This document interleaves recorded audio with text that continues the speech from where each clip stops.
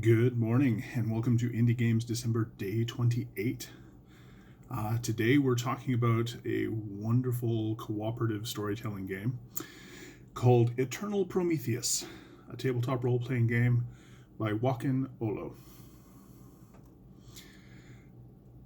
About this game.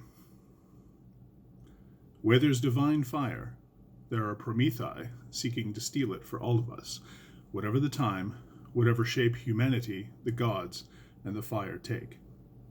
Prometheus is an eternal figure in representation of our ambitions and desire for self-governance. His quest is that of all of us. Her actions shape our destiny, their punishment ours too. The Moiras are watching and judging. In Eternal Prometheus, one player takes on the quest for godly fire, while all other players channel the Moiras, the sisters that decide and weave everybody's fate, including the gods. They will test and judge Prometheus' performance by placing obstacles in her way and voting what he is worthy of. Prometheus' vices and virtues will be appraised, and in the end, fate itself will determine the consequence for her hubris. Yeah, so this is a great game to play with your friends. It is with a little bit of tweaking to how you do things. It is very chat friendly.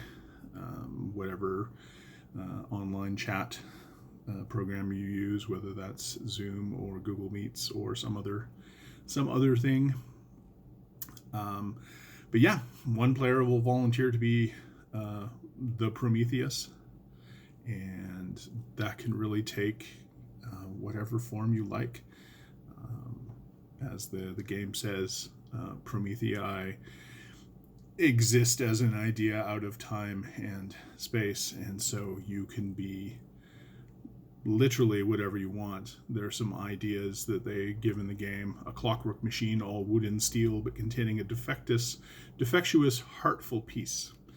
Or an outcast angel expelled from the divine realm who lived among the humans. And you can either choose from a list that they give you to start with, or you can make up something entirely on your own. It's fantastic that way.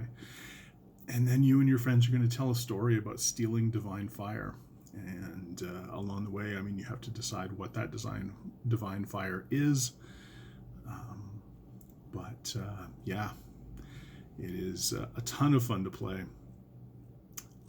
There's various tests that you have to take, and then after you've sort of completed each little story chunk, the players who are playing the Moiras will decide, do you get a virtue?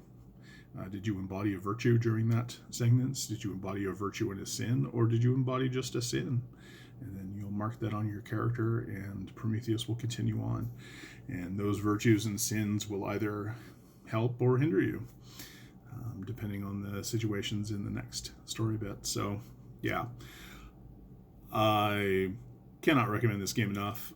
It's a lot of fun. When I played it with some friends, it was just an evening of really joyful storytelling. In a way that hadn't enjoyed in a long while.